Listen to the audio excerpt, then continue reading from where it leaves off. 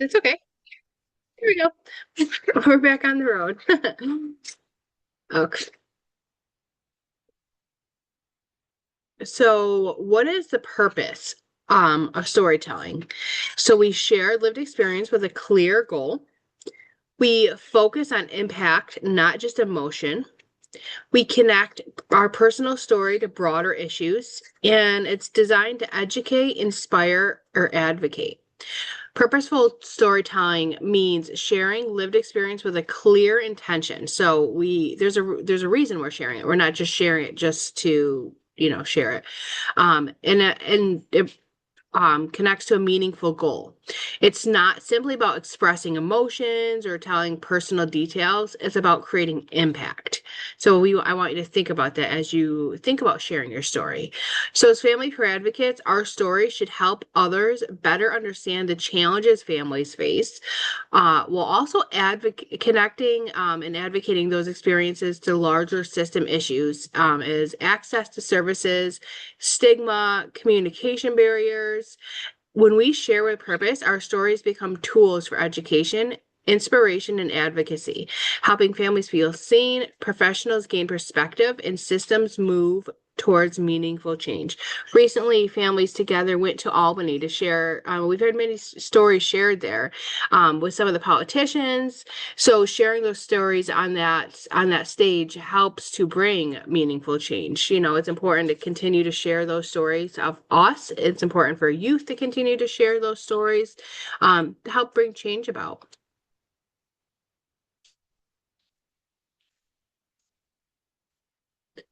There's something else I like to say, and it's why am I talking? Um, the acronym stands for WAIT, WAIT. Why am I talking? So when we are sharing with families, we want to wait. Wait and make sure that the time we're sharing is the appropriate time, the purpose is the appropriate time, and we'll talk more about that throughout this training. But wait, WAIT. Why am I talking? It helps you to kind of think about your purpose. We want to know our audience. Whether we are talking to families or whether we're talking on a stage to politicians, maybe we're talking in an IEP meeting or, different stages, different areas we can share. We want to know your audience. Um, Coworkers, families, they have trauma. So we want to be careful about triggers and things like that. Knowing your audience is going to be one of the most important parts of effective storytelling, because sometimes the same story that you share is going to have to be shared differently depending on who's listening. So when we think about sharing with families, the goal is often to provide support, hope, and a sense of relatability so they feel understood and less alone. So we're relating to them. Um, we all have personal stories. The families we meet with, they may not be going through the same thing we are. We might not be able to relate to their exact experience, but we can relate to their feelings. So maybe that family is going through something totally different than what you went through, but maybe that family is feeling scared. So can you relate to that feeling of feeling, I'm sorry, can you relate to the feeling of being scared for your child, being scared for yourself? Our stories might not be able to relate, but the feelings behind it we can relate to. And maybe they're angry. Was there a time that you felt angry in your life dealing with your child or, some of those systems? So we can relate those feelings even though we might not be going through the same time. So when we share our story, it might be different than their story, but it can still be relatable in the sense that went through some of the same feelings that they went through or maybe going through. And then it helps them to feel less alone. When presenting to staff or different providers, the focus might shift towards maybe you're offering insight, helping them to build empathy, helping them recognize the gaps that are within the systems of care. When we speak in the community or the public, storytelling can be to raise awareness, maybe reduce some stigmas around mental health or family challenges. When speaking to policymakers or maybe some sort of leadership, the message should emphasize urgency, outcomes and the need for meaningful system changes. I'm just wanting to throw it out there. I'm wondering what the different platforms are that people have shared their story. Has anyone shared to community? Um, where have you shared your story? You can put it in the chat if you don't mind, if you feel like answering. Anika said she loves, I love using my lived experience as needed to support, encourage families that healing and change can happen. Absolutely. Jalissa said, I've been healing through impact and connecting with families. Yeah, it feels like the most meaningful job I've ever had. It really, I love that you said that, and it is. Sometimes we don't realize how impactful and meaningful the job you guys are doing is. It's really creating lasting change. It's absolutely wonderful. I apologize too. My allergies are so bad today. Oh, and so Jalissa said she goes to schools and speaks on their story, which is the last place I thought I'd be sharing. Right. There's so many different places that we can share our story. I've shared to Vanessa says I've shared to community and using my families as needed. Also my DV story. Thank you for sharing that, Vanessa. Marissa says I've shared with a family peer advocate support group. Yeah, support groups is a great place to share your story. Absolutely.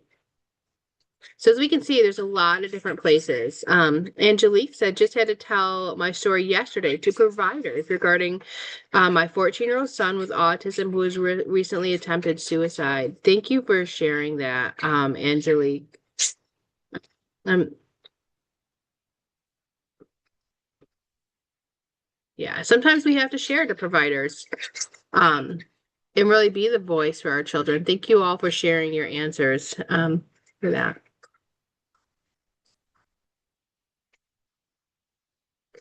So when we tell our story, we want to think of the structure of our story. So beginning, context, who, what, where, what happened, who was it regarding? Um, Middle would be the challenge or the struggles that we went through, and the turning point, what helped or changed. And then the end is the growth, lesson, or message. Just because we have a beginning, middle, and end, it doesn't necessarily mean that you're not still going through your story.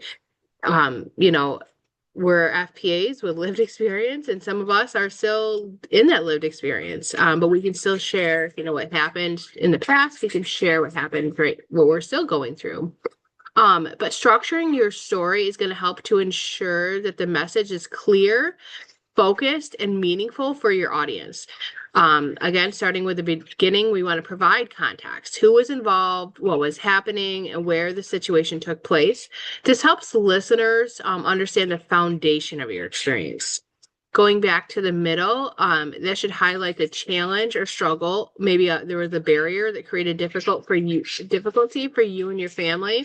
Talking about those barriers can help eliminate some of those barriers, help bring light to where the barriers are in the systems. It helps the audience connect with the reality of the experience. The turning point, again, is where you explained what helped, what changed, or what support made a difference, showing movement towards progress. I think this is even in our work as family care advocates, we're seeing more and more advocacy work. And I think a lot of that is because of the turning point, because we're seeing families who have been helped by advocacy. And that's helping to bring more grants and more work for advocates. So we're seeing the advocate workforce grow, which is amazing. I love that so much. Even with family care advocates, but also with youth peer advocates as well. So that's great. And then finally, the end should focus on the growth, the lesson learned, or the message you want others to take away. Ensuring your story leaves a lasting purpose and impact.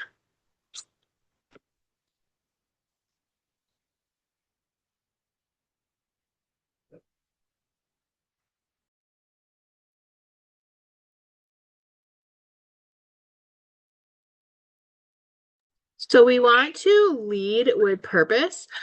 Leading with purpose means being intentional. So before you start sharing your story, Start by asking yourself, why am I sharing this? What is the purpose behind sharing this? Because your understanding helps keep your message focused and meaningful. From there, identify the key message you want your audience to remember, whether it's about hope, barriers in the system, the importance of support, or the need for change. Your story should say aligned with advocacy goals so that it supports families, educates professionals, or influences systems in a productive way. It's also important to avoid sharing details that do not serve the purpose, because too much unnecessary information can distract from the message or reduce the overall impact of your story. So again, we're going to be asking, why am I sharing this?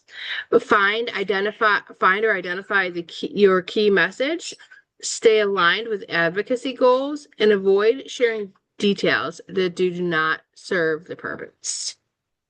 So I'm just kind of wondering, we talked about where you share your story.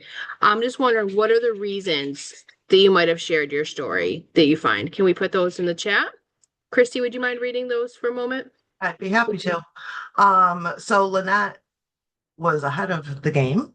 And she shared, I only share when it's relatable to a family I'm working with, knowing that they're not alone and supporting them. Like I understand I've lived that as well, helps them share more and okay to accept support they wouldn't have at first from a stranger. Absolutely. And Marissa says that it encourages caregivers to remember that they're not alone. Yeah, absolutely. Jalissa said, so others feel seen and understood. It's hard to be in the midst of a hard thing and not feel seen. That's so Hmm. great. Yeah, absolutely. Those are great answers. And I think, I know for me, in any platform that you share in, be it like one-on-one with a family or maybe in a support group or even at Families Together Empowerment Day, right, in Albany, we're still providing people with the things that you guys put in the chat. We're reminding people that they aren't alone. We're reminding them that they can be empowered, that their voice can make a difference, and that they are seen and are important. So I'm going to share a little bit. I have this is personal story, but I have a son that has a disability where he's in a wheelchair, and we share a lot. And we share a lot because I think when we share, people need to know changes can't take place unless people know what the issues are. And I find in general, people want to help, but sometimes it's hard to understand where they can help. A great example of this, we live in a very small town, and we have a building that's a courthouse, but they use it for a lot of events, and Santa Claus comes to the courthouse. So the only issue with that is it's a very old building, like 1800s. It has stairs all the way up. So we do our best. We got our son into the building, but people saw that and they saw our story and they saw our struggle. And this year, there's now being an elevator put into that building, which is a huge thing. And something so little, you don't know where people can have and want to have the ability to help, and I'm not going to say just because of us, but they saw that there was an issue. If it's a courthouse, you have elderly people, you have people who maybe can't get up the stairs. So they saw that issue and they fixed it. So I think, it's just so important because you don't know the changes that could take place because of people hearing your story or seeing, what's wrong out there, whether it's in systems or something like stairs on a building that everyone should be able to access. So I think it's just so important to share your story. Danica said in the chat, to definitely show that they're not alone is so huge, and the whole story doesn't need to be shared, just enough to let them know that others have overcome and possibly help them to move in the direction of I can do hard things too. Yeah, Absolutely. I By love the that. way, it's Anika. Oh, I'm sorry, Anika. Yeah, and that's you brought up a great point that you don't have to share your whole story. Maybe there's parts that you're not ready to talk about, but you can just share the parts that are going to be effective. That is such a great point. Thank you so much for sharing that. Okay. So now we are going into, oops, sorry, another discussion.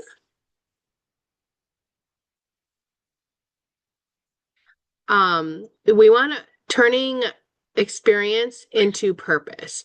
So this discussion is going to encourage us to think about the difference between simply sharing our personal experiences and telling a story with real purpose and impact.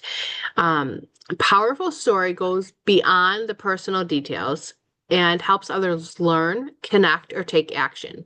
It requires us to think carefully about what to share and what to hold back, making sure we maintain healthy boundaries while still being authentic and relatable. Speaking in professional spaces can bring challenges such as fears, judgment, balancing professionalism with vulnerability, and knowing how to communicate effectively with different audiences. When used intentionally, storytelling can help families feel understood and supported, while also influencing providers, leadership, and systems to create more compassionate and effective services. So I just want to pose some questions to the group. You can come off mute, you can put it in the chat. What do you think makes a story powerful versus just a personal story?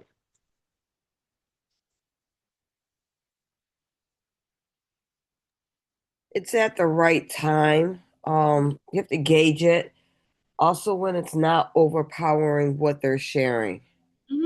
Kind Mm-hmm. of like just, you're empathizing without saying, well, I went through the same thing. It's just kind of Mm-hmm. letting them know, who child, we've been through this, and Mm-hmm. just letting them know, really they're not alone, keep encouraging them, affirming them, Mm-hmm. and just, sharing, really that I put in the chat that they can do the hard things. Yeah. It doesn't Yeah. look bright right now. Mm-hmm. It can start to see the light each time, and you don't have to share your whole story. It could just be a Yep. piece, and then allow them to continue on. So just Mm-hmm. don't overpower their experience where they shut down. Mm-hmm. Exactly. Yeah. We don't want to one up people, we want, like you said, saying like, well, we've been through some things, without having to one up their story or, do, oh, me too. It's to help them. I love how you said it. They can let them know that they can do the hard things. Thank you for sharing that. So how do you all decide what to share and what not to share? Is there a way you all do that?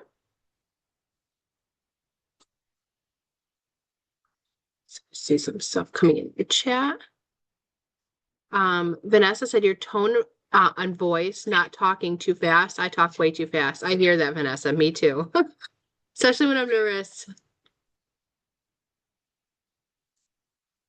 Yeah. Okay. Yeah.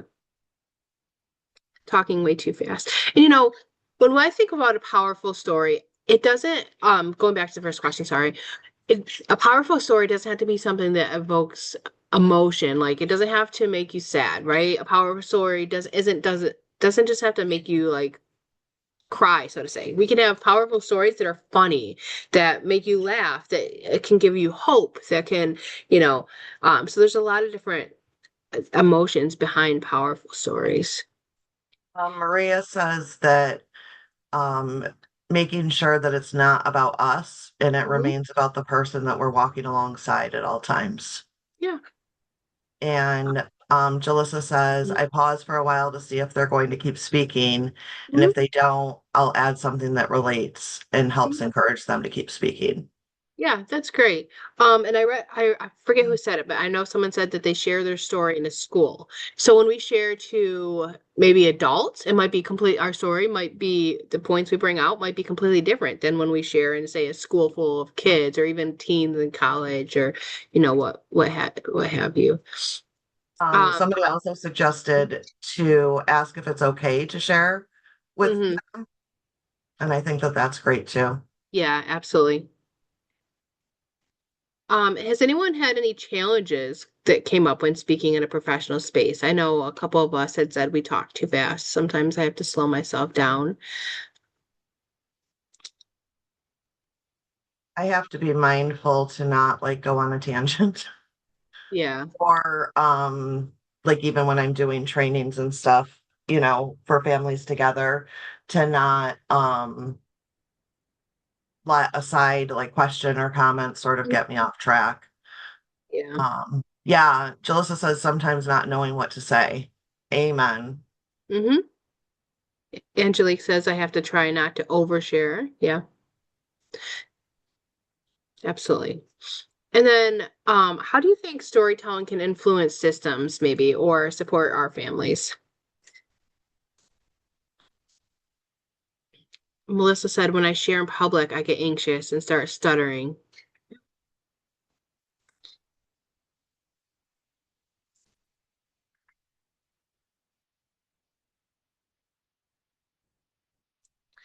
So I'm going to go back to influencing systems. We just went to Albany, Families Together. Some of you, I believe, were there.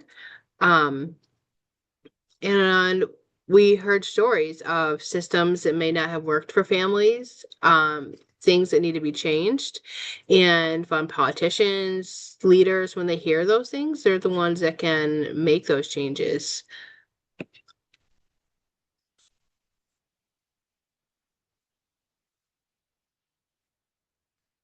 Okay, so Lynette said, I'm a peer parent, so working with kids, I love to joke with the kids. Have YouTube kids on my phone, bring coloring books and crayons on trips. I'm a mom too, so I can relate better to youth I work with. Kids are just easier than adults. Yes, absolutely. And that's a good way to relate. Maybe you're just coloring and, sharing feelings. That's awesome. I love that. And Anika said it was powerful time in Albany. Oh, yes. I brought two high schoolers with me, one being my son. Awesome. I love that. That's so cool. Bringing youth is so important. Melissa said, sharing your story helps break down stigmas and stereotypes. Absolutely. Love that. Great answer, Melissa. Thank you. Okay, so boundaries and professionalism. Um, so when we share our lived experience as family peer advocates, it's going to be important to remember that you are always in control of what you choose to share. Um, I know me personally, there are parts of my story that are really, really hard for me to share still. So I just am not going to go there until I'm ready. Anika had said it, you don't have to share every detail of your story for it to be meaningful or impactful. You can share the parts that are effective at the time. Setting boundaries is going to help you to protect your emotional well-being and prevent re-traumatization. Ensuring that sharing remains healthy and purposeful rather than harmful. We want to make sure that we're not re-traumatizing ourselves by going over stuff that's hard. The focus should stay on support, growth, and what helped, not on reliving crisis details that may overwhelm you or your audience. At the same time, maintain your professional role as an FPA is essential. So allowing you to share with authenticity while still representing yourself as trusted support, advocate, and leader within the systems of care. So we want to remember that you control what you share. We want to avoid re-traumatization and keep the focus on support, not crisis details, and then maintain that professional role as an FPA.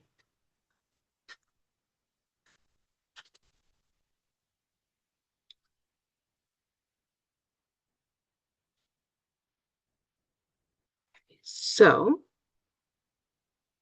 we're going to have another discussion. This discussion is going to focus on the balance between authenticity and professionalism when sharing your lived experience as a family peer advocate. A story can become too personal when it includes details that do not serve purpose, create discomfort, or place emotional strain on you or your audience. So staying authentic, I can't get that word out today, guys. I'm sorry. Does not mean sharing everything. It means being honest while maintaining the clear boundaries that protect you in your professional role. FPAs also are going to carry a responsibility when speaking about family experiences, ensuring they represent others with respect, confidentiality, and care, rather than speaking for families in ways that may not reflect their voices. And the goal is to share in a way that empowers others by offering hope, connection, and understanding. rather than overwhelming with crisis details. So shifting from my story to our shared experience means using your personal journey to highlight larger patterns, common challenges, and system issues that many families face, creating space for collective understanding and advocacy. So when you think about when you're sharing your story with a family, it's your shared experience. So you both had gone through something similar, and that's what you can think about. Um, so when do we does anyone have an answer for the top question? When does a story become too personal for a professional setting? Does anyone have any thoughts on that? Yeah, can you hear me? Yeah. Yeah, I just wanted to say that like when it becomes too personal, I think it's often when you're oversharing and it's becoming Mhm. about you and not the client. Yeah, absolutely. Oftentimes, make a client can feel, that you're taking over and taking the pain away from them Hmm. when you're sharing too much because the focus is no longer on them, it's on you, not Yeah. togetherness. Yeah.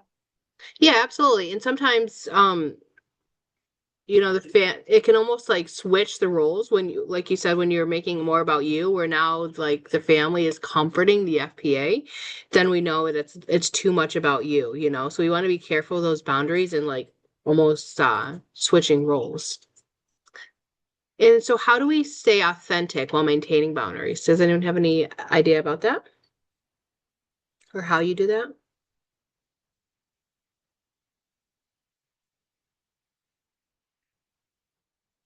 Jessica had said when it's irrelevant and it's becoming more about you instead of them. Yeah. And Melissa said, don't try to one up. Absolutely. Hmm?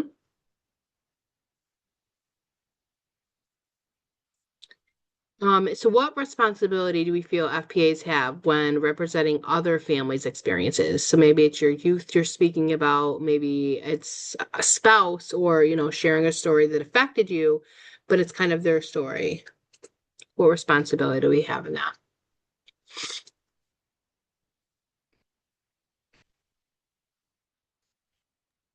Hi, it's me again. I think it's a big responsibility for FBAs because we often are the ones that really understand what the Mhm. client is going through. So Yeah. being able to express that to providers, especially behind closed doors when they're not Mhm. there, sharing, here's maybe a better understanding of why they're, behaving a certain way or acting a certain way. We have that explanation to really come to their defense and give them and shape a different perspective for people around them to, break down those barriers. Mhm. Absolutely. I think I have an older youth who has struggled with mental health quite a bit. And before I speak about that, I will say, "Hey, this is what I'm doing. Is it okay if I share a little bit of the story?" So kind of getting permission, because my youth is the one who went through it. So getting their permission to kind of talk about it and making sure it's even though it's not mentioning their name or anything, it's personal. So just kind of getting permission to share that.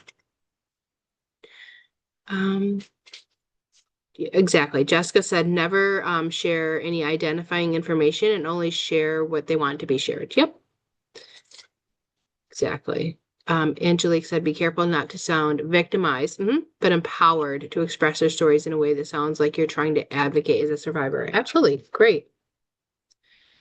Just confidentiality, I see. Absolutely.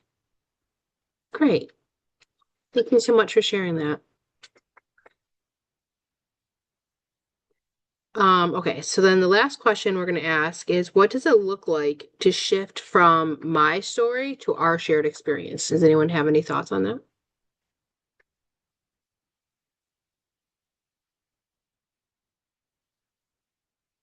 I see something in the chat.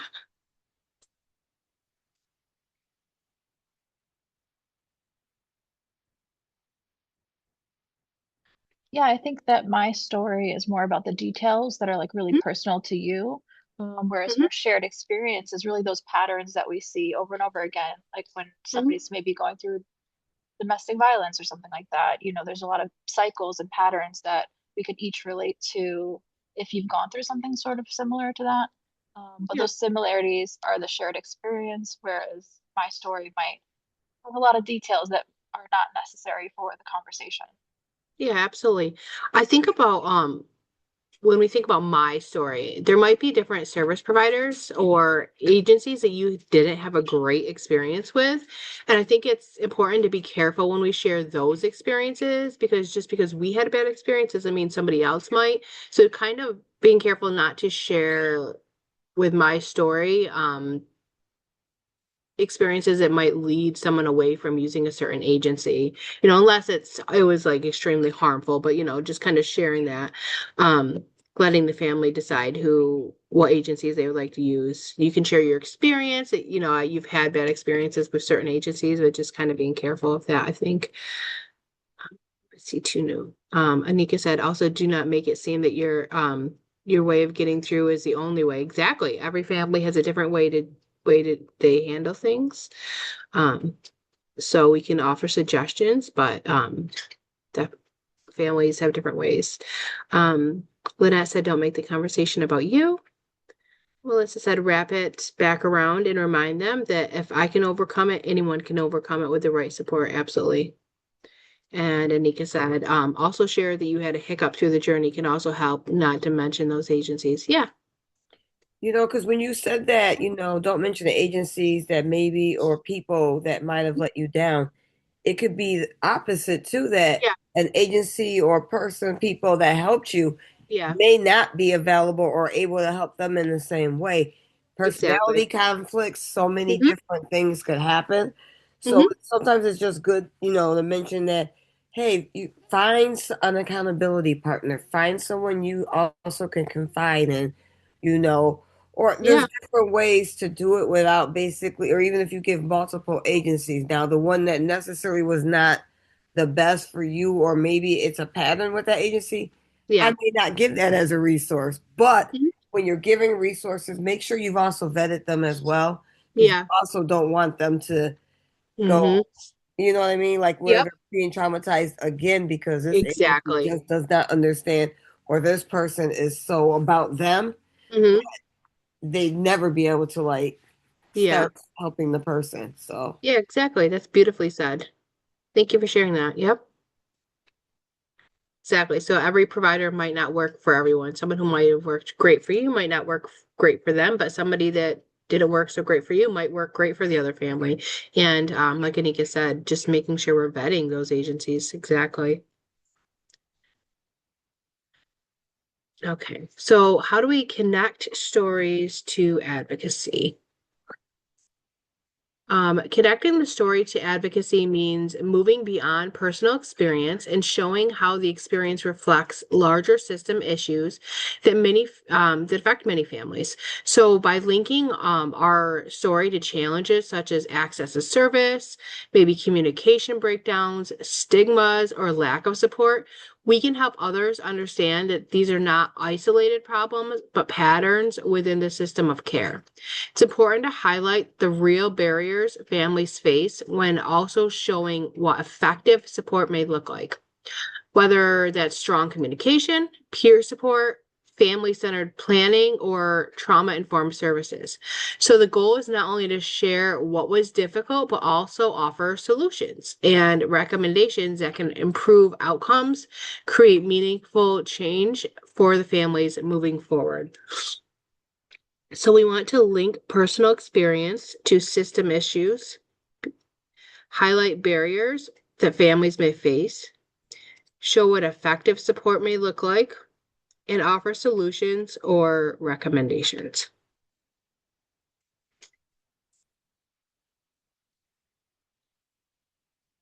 Public speaking skills for impact. Strong speaking skills help to ensure your message is heard and understood by your audience. Speaking clearly and at a steady pace allows listeners to follow your story without feeling rushed or overwhelmed, while also helping you appear confident and prepare. Using pauses for emphasis can make important points stand out, gives your audience time to reflect on what you're saying, and then making eye contact or simulating it in virtual spaces by looking at the camera helps to build trust and connection with your listeners. Your tone also plays a key role in your message and how it's received. It helps convey emotion appropriately, ensures your story feels authentic, engaging, and impactful. A skill you could do is writing down your story, and especially depending on where you're sharing it, writing down your story, how you want to share it, what points you want to share. I know some of us had said, me included, that when you speak in front of big audiences or speak about your story, you get nervous, right? And you could have practice, you could have know exactly what you want to say, but then you get up in front of everyone and you completely forget, what you want to share. So having talking points that you can kind of glance at every so often could help.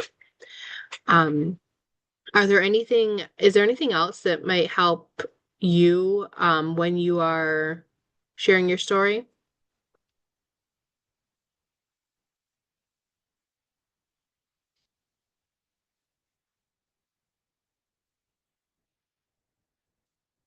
Talking points are huge for me. So we want to speak clearly and at a steady pace. Use pauses for emphasis. Make eye contact or look at the camera. And use tone to convey emotion appropriately. So some common pitfalls we want to try to avoid. One of the most familiar challenges in storytelling is oversharing. We've definitely all talked about that, right? Or maybe losing focus, which can make it difficult for the audience to understand the main point of your message. Sharing too many details, especially ones that don't support your purpose, can actually distract from the impact of your story. And then speaking without a clear message can also have listeners unsure of what they're supposed to learn or what the takeaway is there. So another challenge is becoming too emotionally overwhelmed. So we want to make sure that we are ready to share and know that we can share the information. When we become too emotionally overwhelmed, it can make it harder to maintain professionalism and shift focus away from advocacy and support. It's important to adapt your story to your audience, because the way you speak to families may be very different from the way you speak to providers or community members, policymakers, youth. When we're intentional, it's going to help to ensure that the story remains effective and meaningful. So we want to avoid oversharing or losing focus, speaking without a clear message, becoming too emotionally overwhelmed, and not adapting to the audience.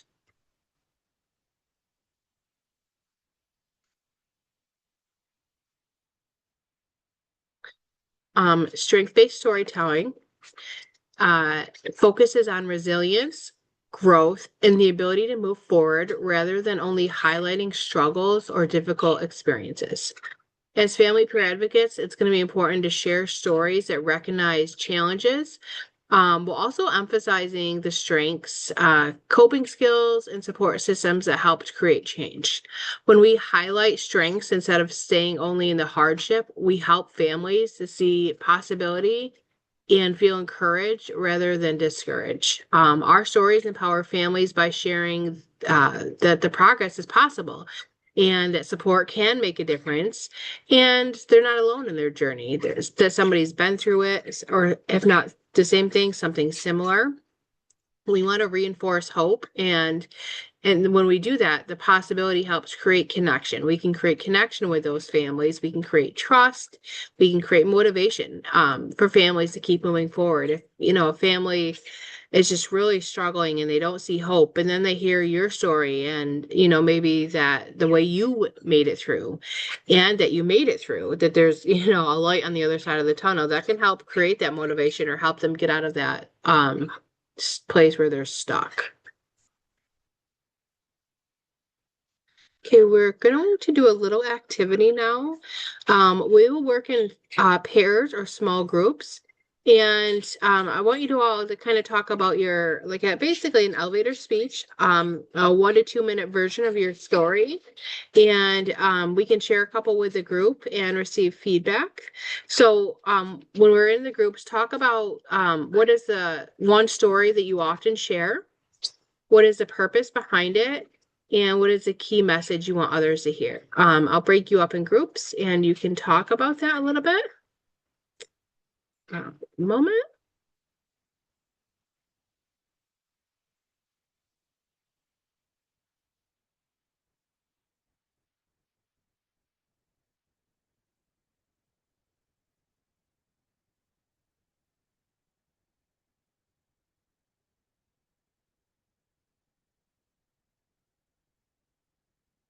Minutes to do this.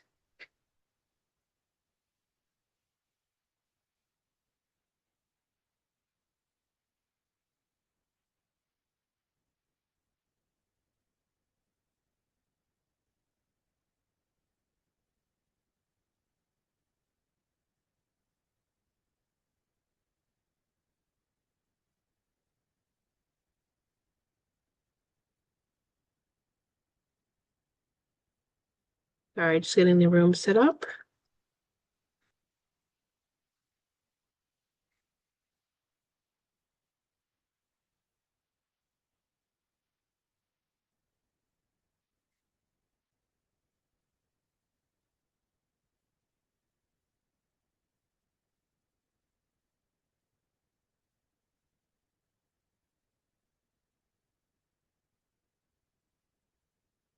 Okay, so I will open up the rooms. I will put those questions in the chat so you can see them. Just a reminder, they are, what is one story you share often? What is the purpose behind it? And what is the message you want others to hear? I'll open up those rooms and you can come back in 10 minutes. You said the questions were in the chat. I'm not seeing them. I'm going to put them in the chat right now. Oh, okay. Yep. And you'll be able to see those in the breakout rooms.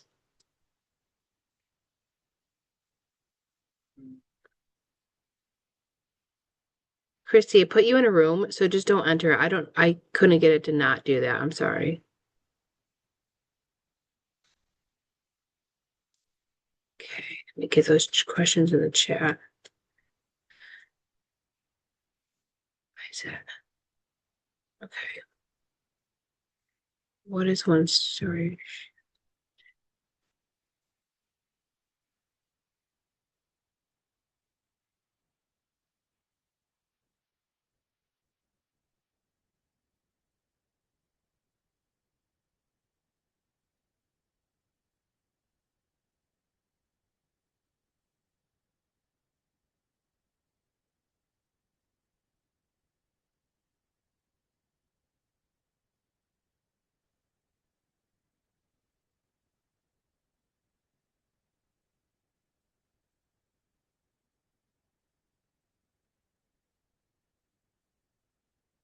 Just make sure.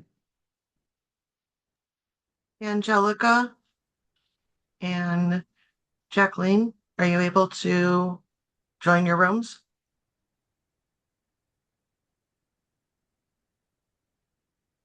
It's okay.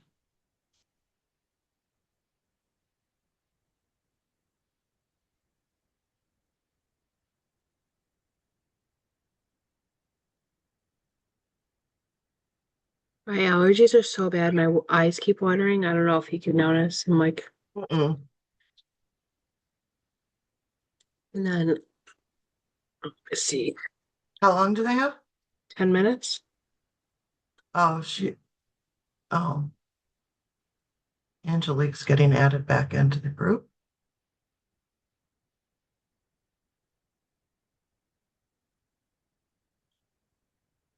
Hey, Angelique, we were just in breakout rooms, doing an activity. I can add you to one if you want.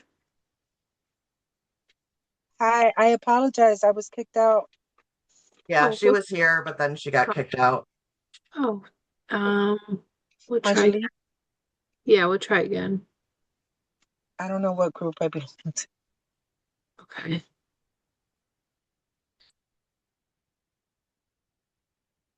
You should be able to join it now.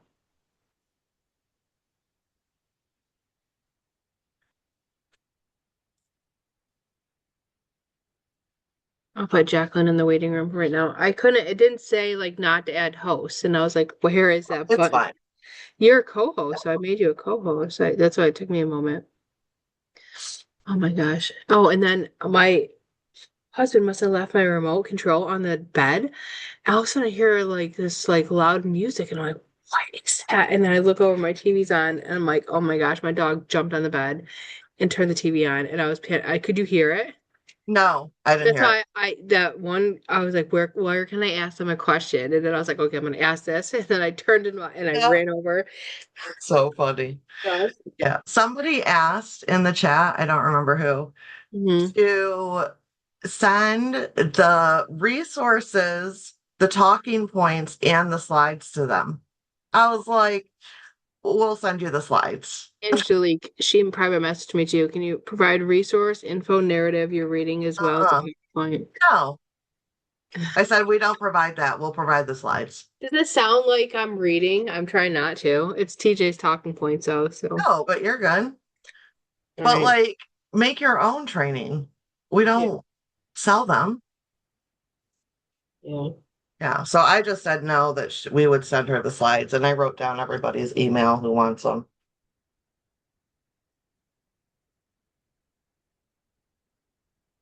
I was like, the nerve.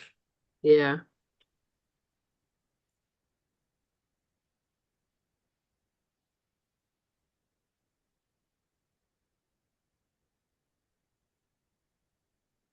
These get posted on YouTube. I think so. I don't, yeah, I gotta learn where everything gets posted. I'm pretty sure it's YouTube. Does this part get taken out? Huh? Does this part get taken out? Did what get taken out? This. This Oh, moment. yeah.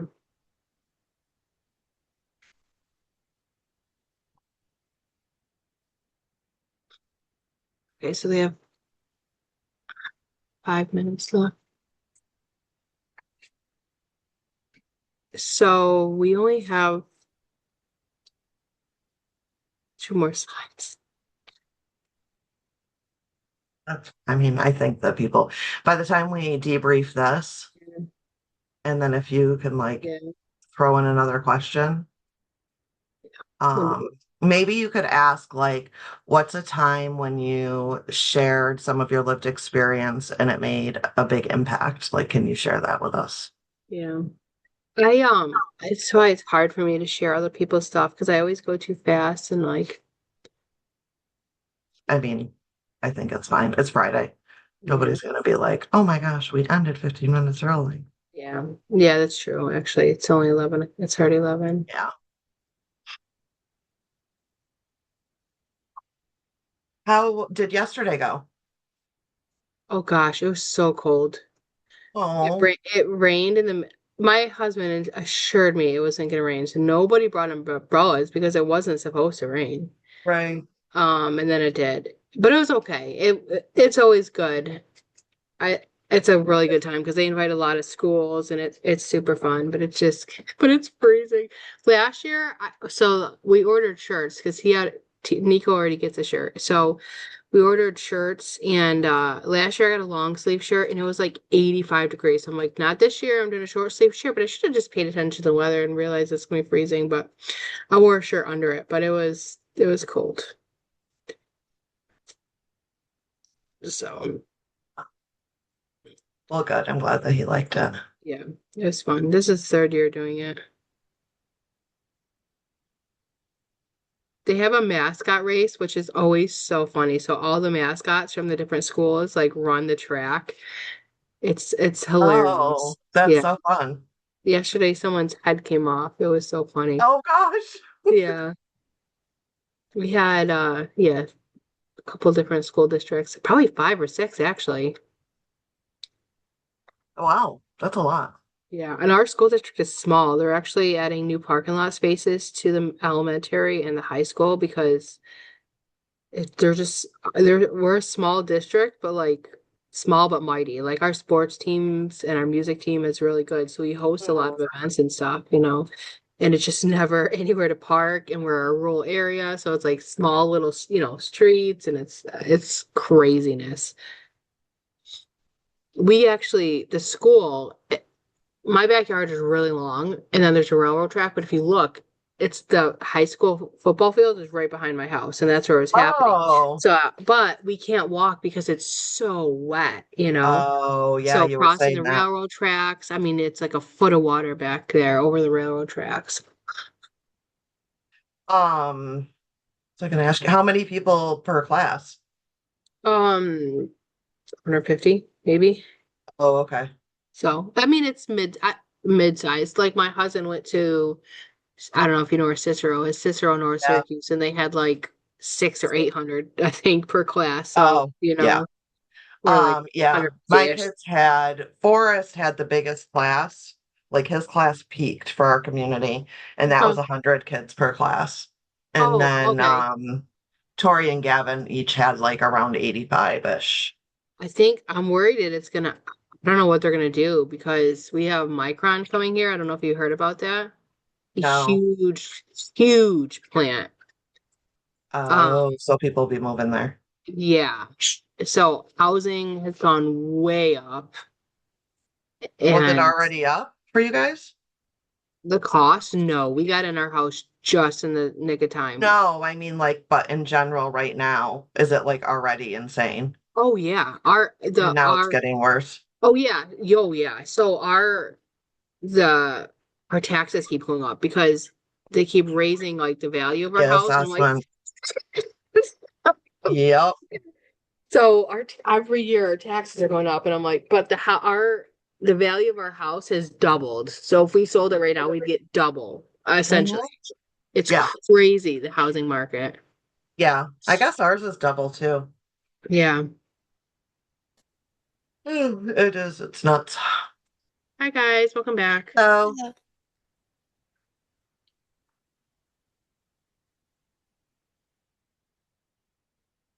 See.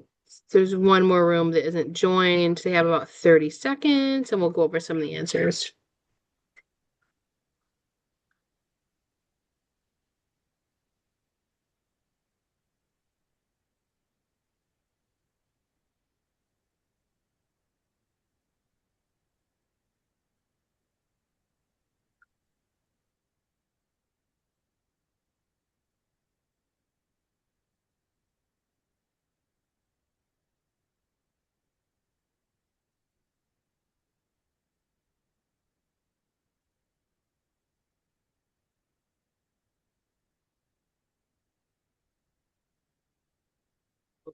So everyone should be back now.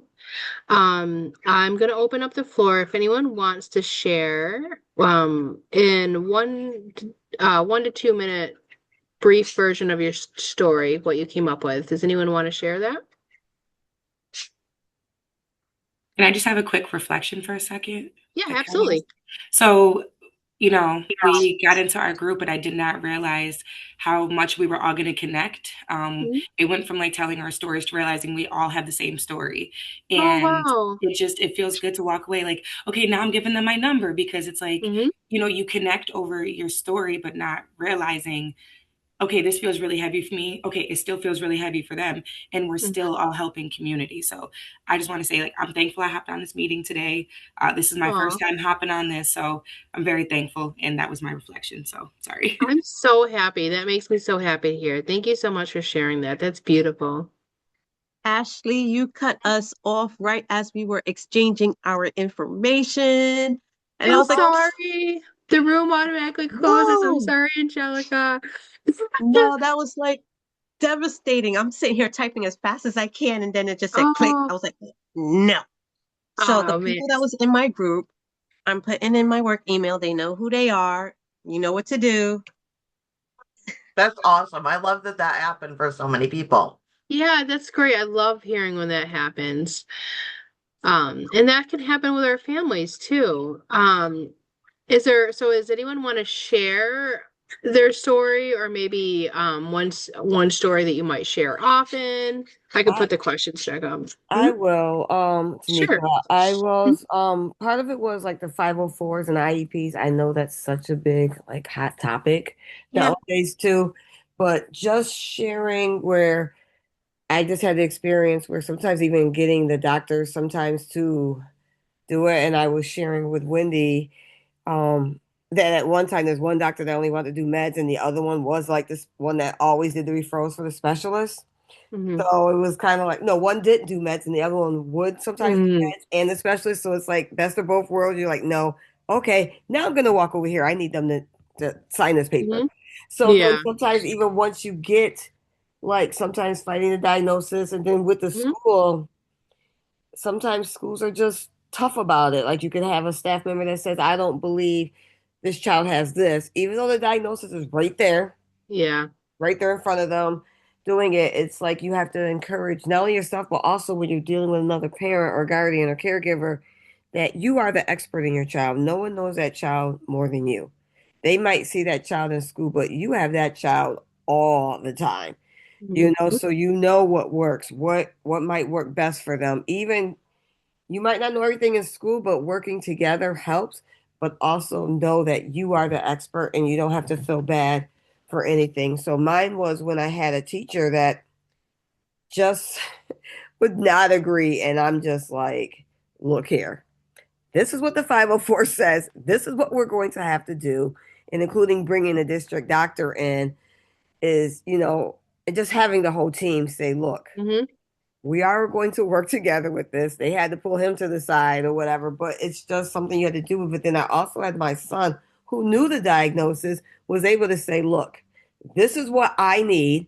This is what it says should be the plan. And I'm going to do it either way. So I need to pass out or I'm walking out. Either way, so sometimes just letting folks know that you have support. You can be, sometimes you have to be your best encourager, your best supporter, but knowing that you can also team up with other folks, more or less. So, Yeah, absolutely. One thing I want to say, I just want to give you a round of applause for teaching your child to advocate for themselves. I think that's the most beautiful thing you can do is having a youth who can advocate for themselves. That's absolutely wonderful. Great job with that. yeah, But thank I you. also I try want to get parents to do that too. I'm like, to, ask them what they need because you yeah, don't know what your kids need sometimes. So ask them. hmm, absolutely. That's so great. But also you mentioned we're the expert in our child. How many people have like sent their child to school or their youth or and the teachers are, oh, they're so great. And then they come home and they're off the wall or you see a certain behavior, right? And we hear that we're their safe space, right? So they're more comfortable to show those behaviors around their caregiver than they may be at school. So you might be seeing two different kids there. So I've had it with many of my kids where like they're swinging from the curtains, and at school they're so great, but it's because they're comfortable around their caregivers and that's their safe space. So you might see those behaviors. So you are the expert. Thank you for sharing that. Anyone else want to share any reflection, any thing you came up with or any of the questions? Yeah, we had discussed the lack of FPAs in urban communities, especially in the Black and Brown areas. Like, we know what FPAs are because that's what we are. But Yep. when we try to expose that to these communities in Brooklyn, Queens, Hmm. Bronx, A, they don't know what it is. B, they think it has to deal with ACS, so they are automatically afraid of Hmm. us. So there's not enough acknowledgement of FPAs, and especially in the workforce when you're on Indeed or, you know, any other working job searching. When you see FPAs, they pretty much get paid so low that looking at a CNA job is more appealing. Yeah, absolutely. That's a great point. And we do most of the work that the social workers do, but we get paid, well, Hmm. not me, but on Indeed, you'll see like they're offering 17, 19, Hmm. and we're like, no, we're important too. And some of these Yeah. jobs, they don't even have the unions for FPAs, but they have unions for social workers. They have unions for residential aides. And we're like, Hmm. okay, so you have it for residential aides. What about us?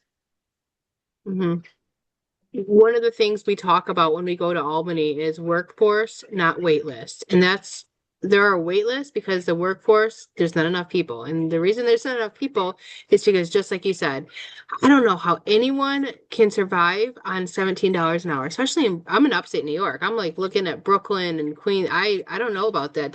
I give people so much credit. That's not enough to live on. So the reason there's wait lists is because we're not paying FPAs what they should be paid. There needs to be more. You're right. Yes, like Mm-hmm. I was a CNA, Mm-hmm. and my first year as a CNA, I was getting 22 an hour. Mm-hmm. But when I entered an FPA job, my first FPA job was like 18. And, I Yeah. stayed for 3 months and I said, oh, hell no, I can't do this until I, Mm-hmm. got the job that I have and it's paying a lot more. But Yeah. on Indeed and all the other job searches, the average is 17 to 19. And I'm like, no, no, not Yeah. for live experience, not for going, Mm-hmm. doing home visits and advocating. This is more than 17 to 19. It should be equal pay as the social workers. I agree. I absolutely agree. And nothing against having a degree because I have a degree, but Ditto. anybody, Or okay, working towards it. you can people can go to school, but you can't teach lived experience, right? So you Mm-hmm. can get a degree, but you can't teach lived experience. Again, nothing against getting a degree, but that lived experience is it's like gold. And so we should be paid more. Absolutely. And here's the kicker of them all. I have live experience. I have, the FPA, thanks to you hmm guys. And I'm currently in school working towards my MSW. And hmm because of that, I'm getting paid more. But if I Oh, didn't okay. have any college hmm degree, I probably would have been getting between 17 and 19. And that is horrible. hmm Yeah, absolutely. Anika says lived experience combined with education are golden. Absolutely. Yes, it is. Yeah. Thank you for sharing that, Angelica. That's such a good point. I'm very glad you brought that up. It's like saying people have common sense, but then you say common sense is not so common. But when hmm people just regurgitate it, we went to families and just regurgitate it. Well, according to psychologists, Sigmund Freud, and such and such, they're gonna look at you crazy. Like I'm not in Yeah. school. Give me life application. hmm Make it practical. Let me know I hmm am a human being. See me as that. Make it person centered. Stop giving me quotes and stuff like that. Stop But hmm making that me a studied statistic people or a versus study. yeah, they studied them. They didn't really have that experience. Yeah. Yeah. They're not studies. They are actually hmm living human beings having these hmm experiences. You can't just say, well, this is what it Yeah. is and this because everyone does. I don't think anybody fits in that one definition. Put it that way. Exactly. No, So yeah, that's right. Yeah, absolutely. Any final thoughts on this? You all brought so much great conversation. I really love that. Thank you so much for diving headfirst into this and talking about some of the most important issues. We'll get back to the slides.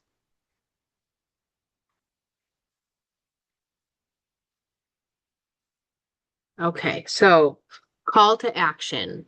As family care advocates, it's important to be intentional with our voice and recognize that our stories carry power beyond our personal experiences.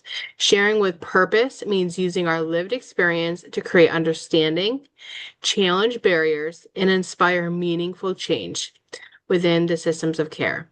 Focus should always be on families, right? Centered on families, their needs, their experiences, and the larger impact our advocacy can have on it, improving support and outcomes. Like some of those things we just talked about, right? Like the cost of living and how much advocates can be should be paid. So talking about our stories and sharing our lived experience can help with that.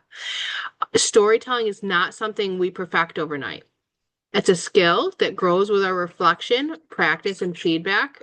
And by continuing to refine our message, we strengthen our ability to advocate effectively and make our voices a tool for lasting change. So I've heard a lot of really great voices today. I think you all should keep sharing your stories, keep speaking up because it's making a huge, huge impact.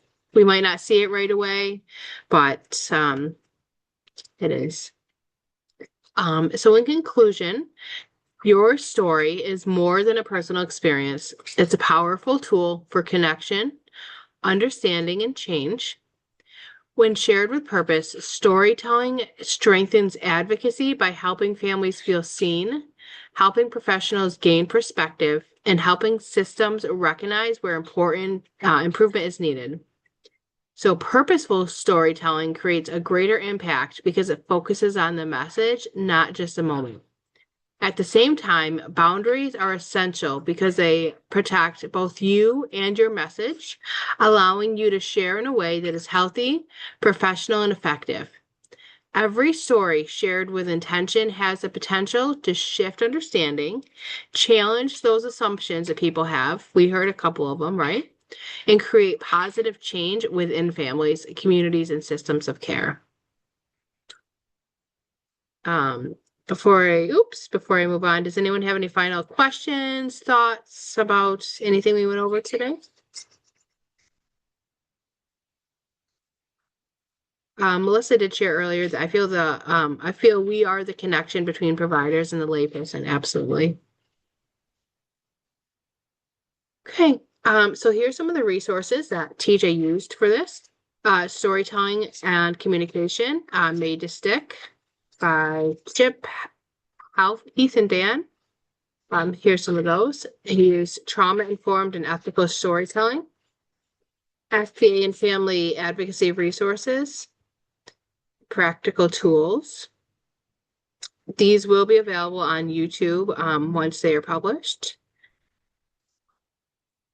And here's some of the events that we have coming up.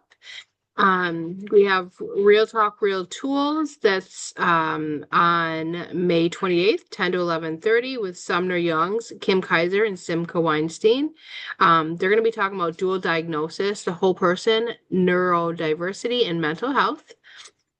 Another stress and strength. Let's talk real.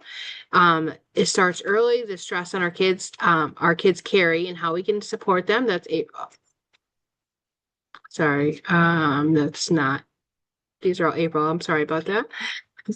So we do have the Real Talk, Real Tools coming up on May 28th. We have legacy notes. We have a mentorship program. You can see this information on our website. Also, one of my coworkers, Zach, does a storytelling academy where it's a couple weeks long and you kind of learn how to share your story with purpose. I don't think we have a sign up yet, but if you look on our website, there should be another sign up coming for the Storytelling Academy if that's something you're interested in. You could also reach out. I can put our email if you're interested in that. If you have any questions, anything like that, that is the email to all the workforce development team. Otherwise, we thank you for coming today. I thank you for sharing your stories and being such a great voice. We love hearing from you. I know a couple of people said this was the first event that you have attended. We also have a lived experience cafe that you can find on our website. In the lived experience cafe, you can connect with fellow FPAs across the state. You can ask questions. Share. It's an Sorry. affinity space. Yep. So Thank you. we have the FPAs who join come up with the topics and support each other and network. Yeah, absolutely. Thanks, Christy. Mm-hmm. So thank you everyone for joining us. We hope you have a great day. Yes, it's sunny here. Hopefully everybody has that. Have a great weekend, all. Thank Bye. you.